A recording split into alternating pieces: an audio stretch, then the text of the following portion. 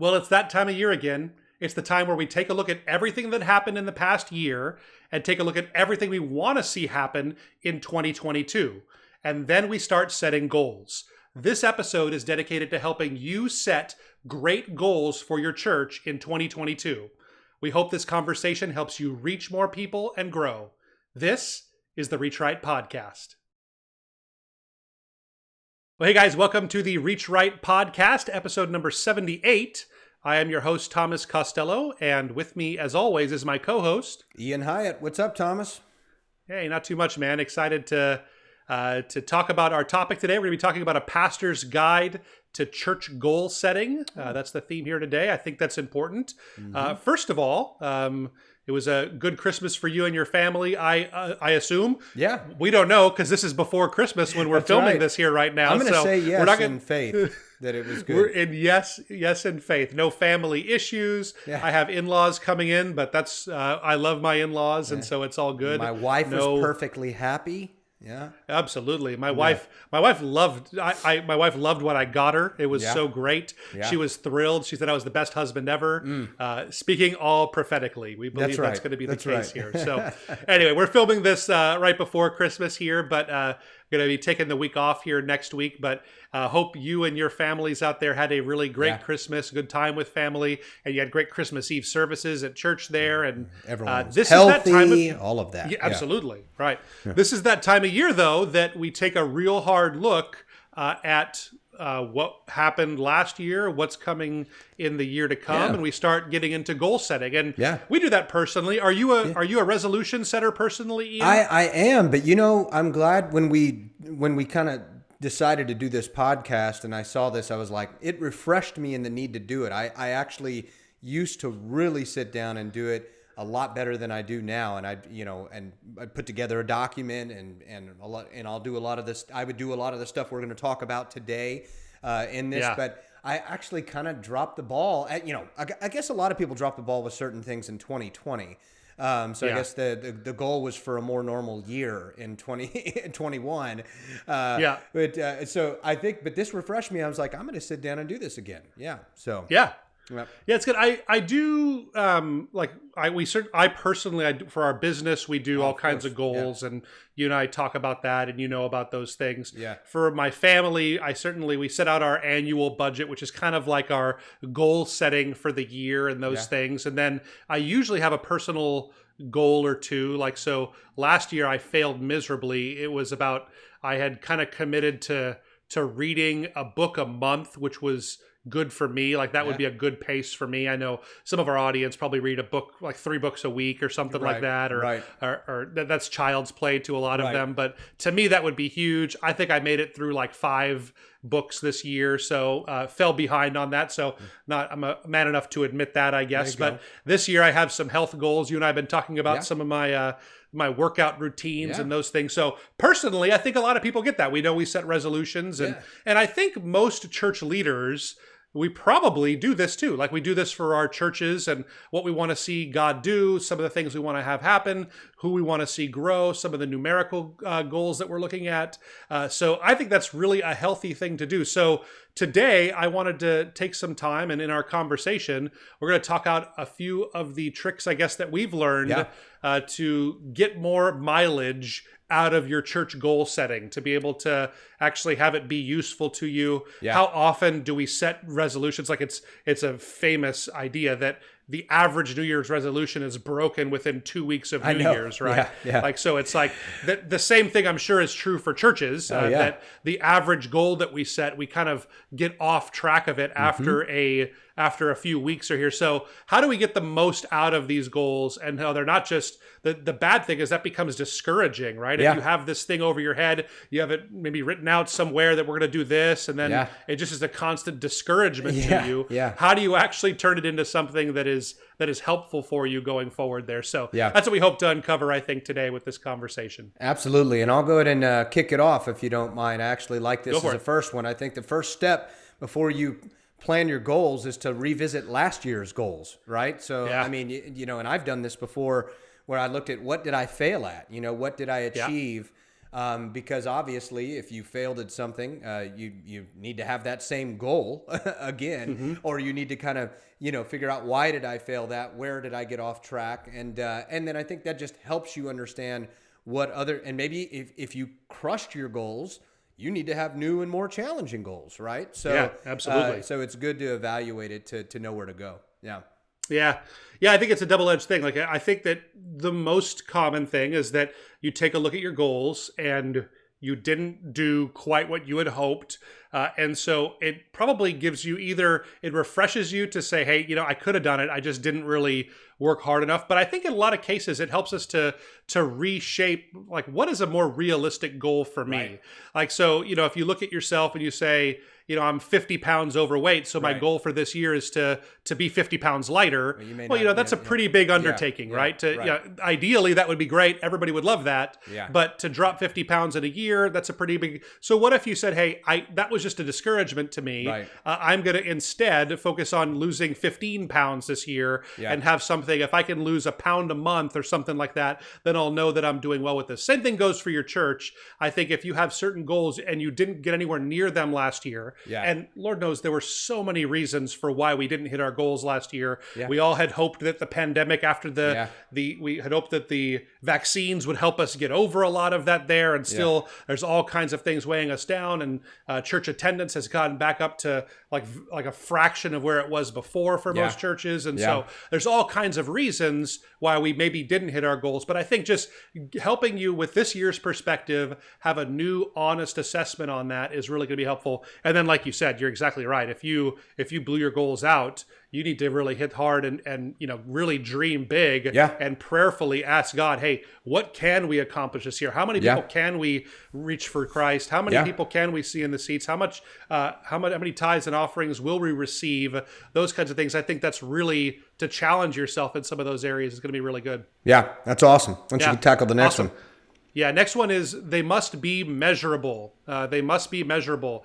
We are all about measurement here at REACHRIGHT. That's really something that we think that very few churches measure enough, I would say. And we talk to churches all the time. We work obviously in the field of digital marketing. Right. And that is the huge advantage that digital marketing has over all of the other forms of marketing, is you can measure every single bit of it and put your dollars into where they get the best results. Used to be with our marketing, everything was kind of blind. So we'll send out a church mailer and, how many people see it, how many we can tell how many people it gets delivered to, but what kind of impact it makes and how many people looked at it, how long they held it in their hands, what they did with it afterwards. That's all just guesswork. Whereas with an ad on social media or a Google ad, we know exactly how many times it gets shown, how many times people click on it, how long they stay on our site when they do click on it, what they do on our site when they click on it. And so we can measure all of those kinds of things there. So we are big about measuring. All that to say, you should be measuring lots of stuff. But when it comes to your goals, I think a goal is not a goal if it's not something that's measurable. So if you say, hey, we want to have our church, we want a renewed or a refreshing in our heart for prayer as a church. There's nothing wrong with that statement. I'm not coming against that. I think that's great. Say those things, but don't mistake thinking that is a goal. That's not actually a goal. That's a wish, and that's a hope. And maybe it's from the Holy Spirit. Maybe God would be speaking that to you, that you want to be focusing on prayer. But a way that you would write that out as a goal is you'd say, hey, I want to see an average of 15 people in our weekly prayer meeting over the course of this year, which would be a doubling of what we are right now, which would indicate a refreshed movement of God when it comes to prayer here. So find ways to make anything that you feel like God wants you to do, find ways to make those kinds of things measurable. Put some numbers on it so you can actually look back at it next year and not just be stuck looking at it like, well, did we do better on prayer? Did we see a refreshing in prayer? I mean, it's easy to deceive ourselves or easy to discourage ourselves depending on your personality if you just look at it without a number. But with a number, the saying is that numbers don't lie, right? You can actually measure these kinds of things. That's it. I like that you say put a number on it, because I think it's easy for pastors and ministry leaders to just say, well, we'll know that we're growing in prayer if people show up at our prayer gatherings, and we can tell if it was a good turnout or not just by the people that we see there. But even if you had 2 more people show up at them than you did last year, that's growth, right? So that's why it's good to track that. Even if it's 2 more people, okay, well, we did something right. There was something to measure there. So I think that's good, because it's easy to just say, it's easy to not put a number on it. It's easy to just say, well, we see it every day. We see how many empty seats are. We see how many people showed up at our monthly baptisms, if it's baptisms you're tracking. But it really is good to measure that. Absolutely. Yep. I think it's especially valuable when you are doing that revisiting we talked about in number 1, is that to revisit a goal where it says, get better at prayer. Well, it's kind of hard. How did we do? I don't know. We did okay. I feel good. I feel bad. I don't know how it is. So it's really valuable when you're taking stock and you're resetting goals for next year. And that's where over years and 5 years and 10 years, you'll be able to really look back and say, look at what the Lord has done in this area, and the impact that we've made, and the growth that we've seen in people's prayer lives because we started measuring it. So that's good. That's it. That's good. I'll get the next one.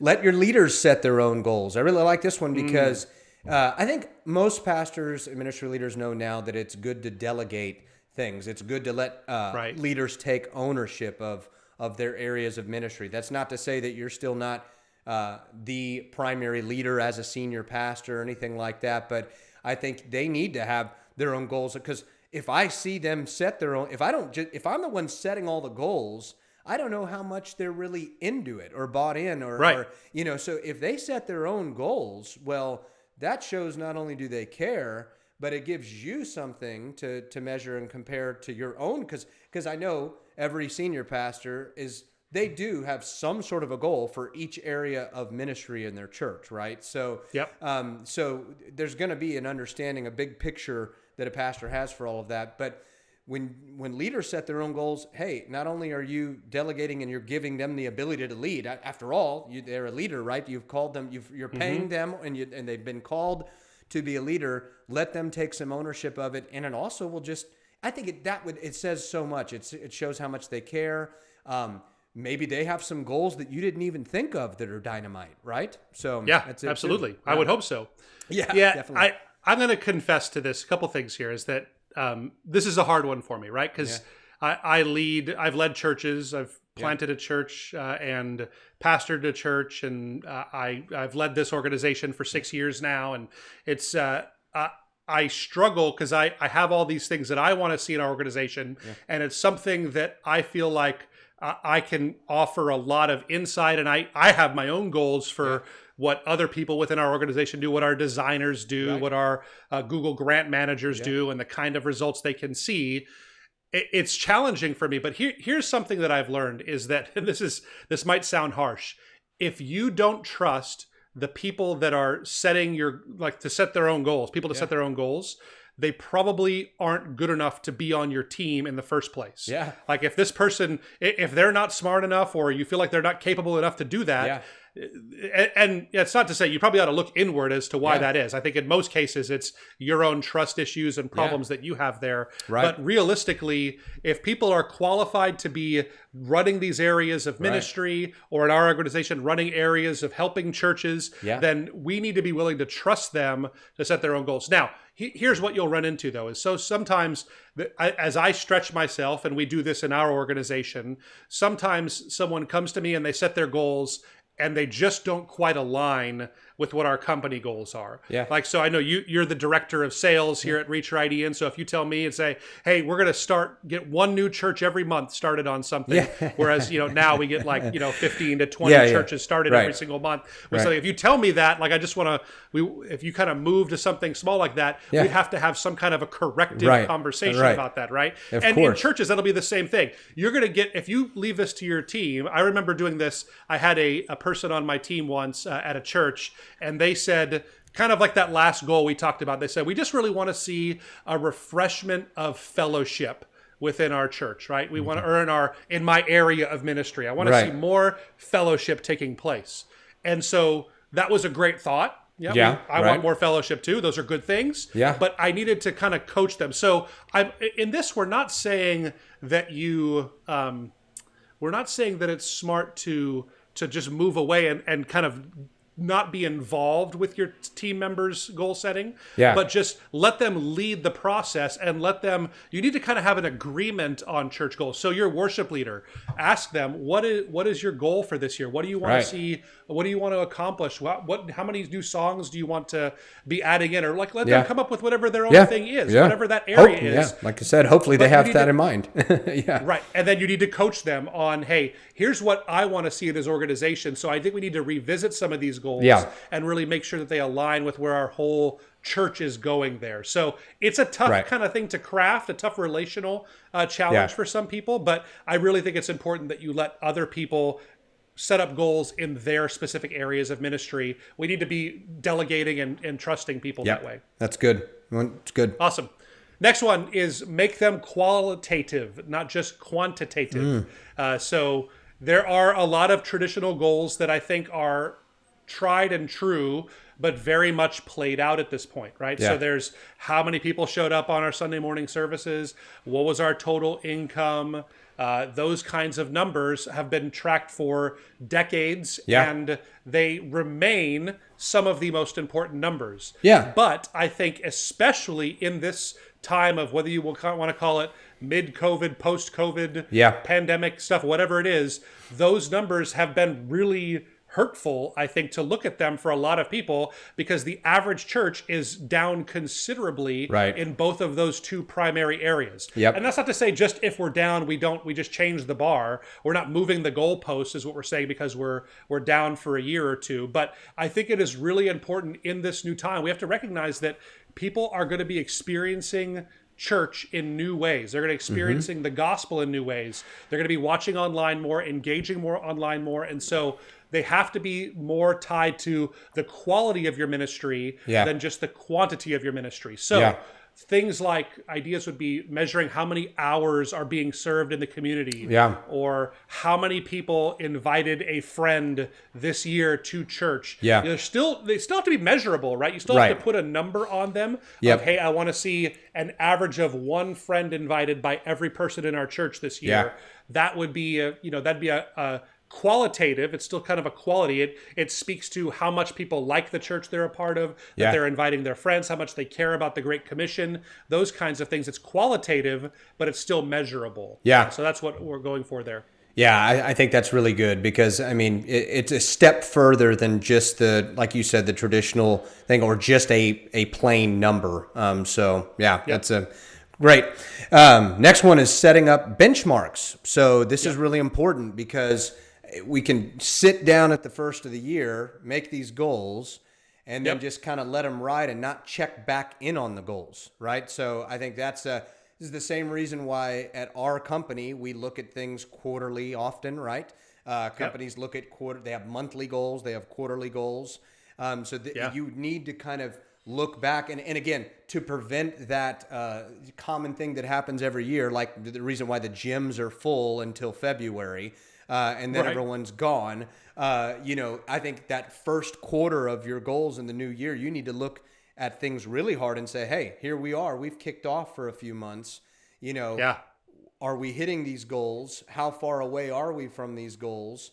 And that's going to help you know how to achieve your goals because you're going to either kick it in gear. You need to stay in gear no matter what. But you know what I mean? You're going to know if you have to make some changes or something to help you hit your goals if you're not hitting them.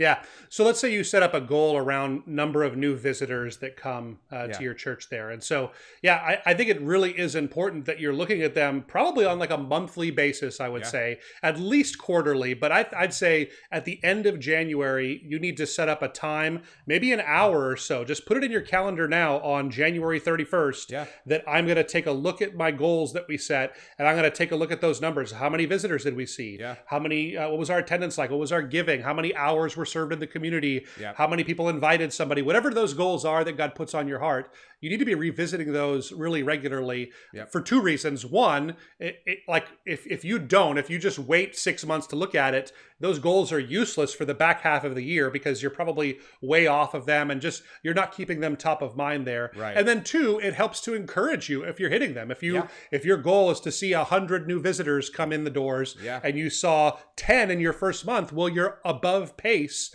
in order to see the number of new visitors that you want to. It's encouraging, and you can figure out, hey, this has been really working, this personal invitation strategy, or these ads that we've been doing here have been really helping us a lot. And so you can start to work those kinds of things that are currently working and help you kind of keep moving forward with that. So benchmarks are vital. That's good stuff. Why don't you lead us Awesome. home? We'll do. The last one is put them where others can see them. This doesn't mean everything. This is not everybody. You don't like put them on the preaching podium. You don't put them up front there like so everybody can see what your goal is. It says, lead 75 people to Jesus this year. And like, does anybody want to make a decision today? Look, we need to do it. No, you don't or have each there, ministry leaders, how many people they're leading to Jesus. So you see Bill over here is killing it. He's the evangelism guy. Oh my gosh. And then you have what a great idea. Children's pastor. I don't know. They're not doing anything. The organist is kind of like never bringing anybody. That's it. No, she didn't lead anybody to Jesus for the last decade. It's not good. They kind of have a competitive spirit there at your office to see who wins the most, right? Yeah. So, no, I think what it is you probably want your goals, just putting them out there, whatever God laid on your hearts, and encourage this in all of your team members too, whatever God's put on their hearts, to put those out so that that they're there for people to see.